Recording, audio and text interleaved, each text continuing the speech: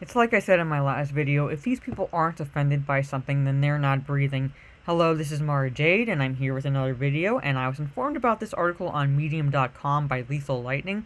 If you love pop culture, nerd culture, and pretty much all things geek culture related, I highly recommend you check out both of his YouTube channels, and subscribe if you have not already done so. I will put the links for his channels in the description below, as well as the link to this article in the description, because it is a long one, so I'm not going to be covering the entire article, but I'll just be giving my 2 cents on parts of it, and it is entitled, "When Systemic Hatred of Women Online Goes Unnoticed, What Does It Say About Us?" Now, me personally, I very much dislike the word systemic because it means inherent, it means ingrained in our society, but the use here is not a reflection of reality itself, but more the perception of reality and whatever feeds into the narrative, and the narrative here is there's some sort of pervasive hatred towards women online. Now, are there disgusting individuals out there? Yes, there are. I've seen instances on both sides of the demographic. However, when you paint any fandom with a broad brush, as this author is doing, you're portraying your ignorance, and it just shows that it's nothing more than propaganda on the author's part. That's it. And like I said, I'm not going to go into the entire article. I'm going to give my 2 cents on some of it, so we'll get into it, shall we? Oh. I'm not going to cover this. It basically is just narrative after narrative after narrative right here. And then goes into the overall gist of the article, and that is talking about Reylo. Now, me personally, as a female, I do not support Reylo because I feel it supports an emotionally abusive relationship and just romanticizes the quote-unquote bad boy image. However, their concept of bad boy and what, in fact, would be a bad boy in a relationship, to kind of quote Jeff Foxworthy, you would be on an episode of Cops in that instance. There's nothing romantic about it. I do not understand this ship. I really do not understand shipping characters in general, but that's okay. You do you at that point. However, when you ship to this emotionally abusive relationship, I have to question your sanity. But that's just me personally. And she shows tweets here. Blocks out the names, obviously, but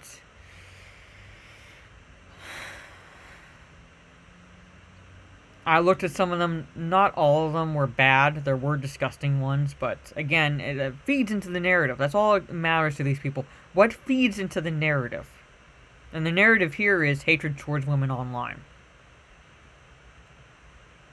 Alright, here it goes. All of the screenshots located above catalog a small sample of the 4 years of hate sent to Reylos. Fans who are interested in the canon romantic dynamic between Rey and Kylo Ren in the Star Wars sequel trilogy, these fans are predominantly women. And no, let's get this out of the way. These hate posts, while directed towards fans of a fictional pairing, have nothing to do with the fictional characters. This hate has everything to do with policing and punishing women for collectively enjoying fiction in a way deemed incorrect by various political and social agendas. The end goal is always the same. Bully these women until they become silent. You're essentially promoting feminist propaganda in this article. That's all this is. Feminist propaganda. You're picking and choosing tweets that fit your narrative, not what's actually happening. Oh my lord. Okay. The ways in which bullying hive minds reach this end goal are dependent on the political alignment of the cyberbully. Either they are pursuing an agenda dictated by alt-right circles, you're losing whatever credibility you have left, or one dictated by factions of the progressive left, both of which gained internet popularity in the early to mid 2010s.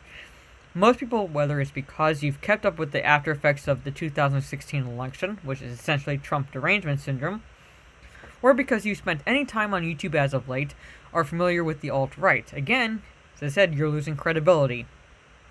This group leans male, and is driven mostly by insecurity, overt misogyny, and a sense of ownership over what they think are male-dominated spaces being overrun by women. It's another example of extreme conservative thinking. I lean conservative. I'm a libertarian, leaning conservative. Does that make me alt-right? It's another... What was mine should stay mine, and anybody who thinks differently than me needs to get out of the way.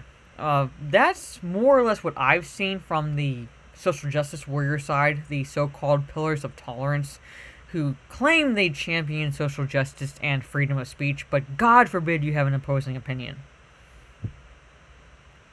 Arguably, the biggest example of alt-right hate and harassment online is Gamergate, an anti-woman bullying campaign that first arose on 4chan. The movement's aim was to push women out of gaming, journalism, game design, and gaming fandom by sending death threats, rape threats, stalking women, and dehumanizing women to their peers.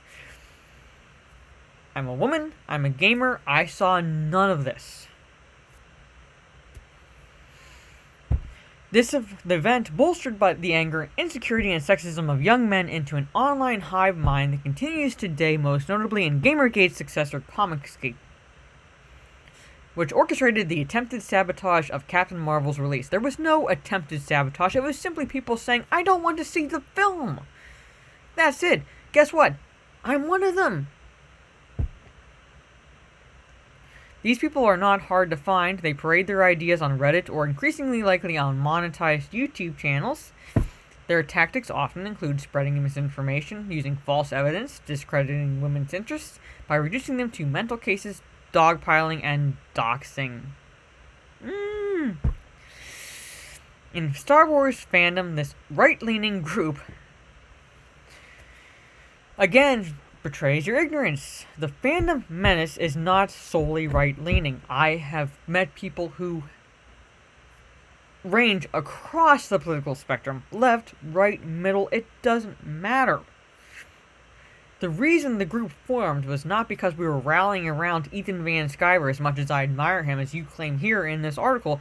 It was a grassroots movement of people who were sick and tired of seeing identity politics and social political agendas in any form being pushed into franchises that we've loved, where we've seen narrative over story, where we've seen characters, one-dimensional characters being pushed in front of beloved characters, and seeing those beloved characters being assassinated left and right because they're old, they're over, they're passé, move on, your opinions don't matter kind of a situation. And that's it. It wasn't a rallying cry really around one person, it was just people saying enough. And she's claiming it formed around Ethan Van Sciver. As I said, I admire him, I love his videos. Who goes by Comic Artist Pro Secrets on YouTube. He frequently uploads videos, clickbait, title, and all, with common alt-right buzzwords like SJW. I use SJW, again, am I alt-right? And she shows a screenshot of his videos to push her narrative. The Fandom Menace was formed in response to The Last Jedi. Primarily, yes, in response to The Last Jedi. However, as I said, it was really a grassroots movement formed because of identity politics being pushed in franchises. Wasn't just solely Star Wars, that was the catalyst, but we've seen it in Star Trek, Doctor Who, we've seen it when they've hijacked other franchises like Ghostbusters and so forth, and to push whatever narrative or socio-political agenda they wanted onto us, and we said no. That's the reason why this group was formed. That's it. In a nutshell, shall we say. The Last Jedi, a more inclusive... You have not seen the first 6 movies, have you? The first 6 movies are far more diverse than anything portrayed in the sequel trilogy. I'm not saying the sequel trilogy, the Disney trilogy. See, you're looking at the human characters and saying it's not diverse enough, whereas we, the fans, are looking at both the humans and the alien species that George Lucas showed in his films. Why have there been very little, if any, alien species in the Disney trilogy films? That's diversity. Pretty much. I mean, I have no other words, and then just you're claiming that it's more inclusive, forward-thinking addition to the Star Wars franchise. that was inspired by the writings of Robert Bly, a leader in the mythopoetic men's movement. The focus on feminine power and multiple women with complex character development. Mary Sues aren't complex characters. They were created by a woman as primarily a way to show how not to write a woman. And speaking rules within the film, again, you have not seen the first 6 films, have you? In addition to the death of Luke Skywalker, which is complete BS, powered this hate group to see Star Wars under Disney as feminist propaganda. Essentially it was. The Force is female. Hello? They were driven by the belief that Disney was attempting to erase men from the Star Wars fan community. This led to several targeted hate campaigns, including one that ran actress Kelly Marie Tran off of social media. I want to see your proof. There has been no proof whatsoever at all since that rumor started, and Kelly Marie Tran herself has blamed the media, not fans. And she shows screen captures Ethan Van Sciver's tweets, and again, I'm not reading this. Again, I'm not reading this whole article. It is a very long article, but I will put the link to it in the description below. This is a false narrative. Another false narrative they are pushing now. We're not even out of January, and already they're starting. Can they just take a month or 2 off? Please, for God's sakes. We're now into the new year, and they're still pushing the same BS. Oh my lord. Again, like I said, I'm going to put the link for this article in the description. If you want to read it, it will be there. I will put the links for Lethal Lightning's YouTube channels in the description as well. Let me know in the comments whether you agree with me or disagree with me, if you think I'm being a little too harsh, if I'm reading too much into this article. Leave a thumbs up if you like the video, share it on social media if you want, and I really cannot even at this point. It is just unfathomable. It's just beyond comprehension that these people cannot go through life without being offended by something, without trying to push a false narrative, without trying to bend reality to their own perceptions.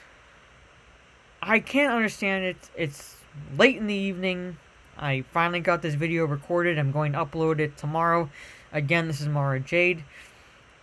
If you like it, leave a thumbs up, share, comment, subscribe, all that good stuff.